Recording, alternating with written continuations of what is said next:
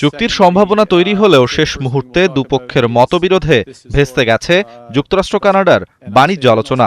এরপরই কানাডার বিভিন্ন পণ্যে নতুন করে 50% শুল্ক আরোপের ঘোষণা দেন প্রেসিডেন্ট ডোনাল্ড ট্রাম্প। ট্রাম্পের অভিযোগ, কানাডা যুক্তরাষ্ট্রের একটি অঙ্গরাজ্য না হয়েও মার্কিন অঙ্গরাজ্যের মতো সুবিধা নিতে চায়।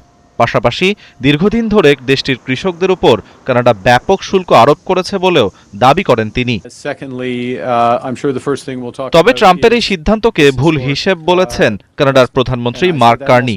তার ভাষ্য, কানাডার স্বার্থ রক্ষায় আগামী 8 সেপ্টেম্বর থেকে যুক্তরাষ্ট্রের উপর পাল্টা শুল্ক আরোপ করবে অটোয়া।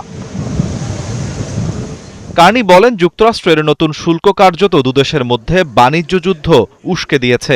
কানাডার পক্ষ থেকে যুক্তরাষ্ট্রের ইস্পাত, দুগ্ধপণ্য, যন্ত্রপাতি ও ইলেকট্রনিক্স সহ বিভিন্ন পণ্যে পাল্টা শুল্ক আরোপের প্রস্তুতি চলছে।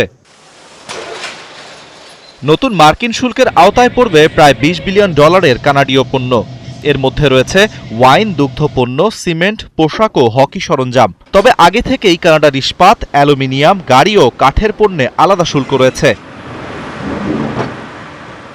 যুক্তরাষ্ট্র, কানাডা ও মেক্সিকোর মধ্যে বছরে প্রায় $1.6 ট্রিলিয়ন বাণিজ্যের ভিত্তি হিসেবে কাজ করছে ইউএসএমসিএ চুক্তি।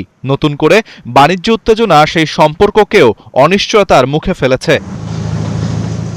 আরাফাত ইসলাম, ৭১।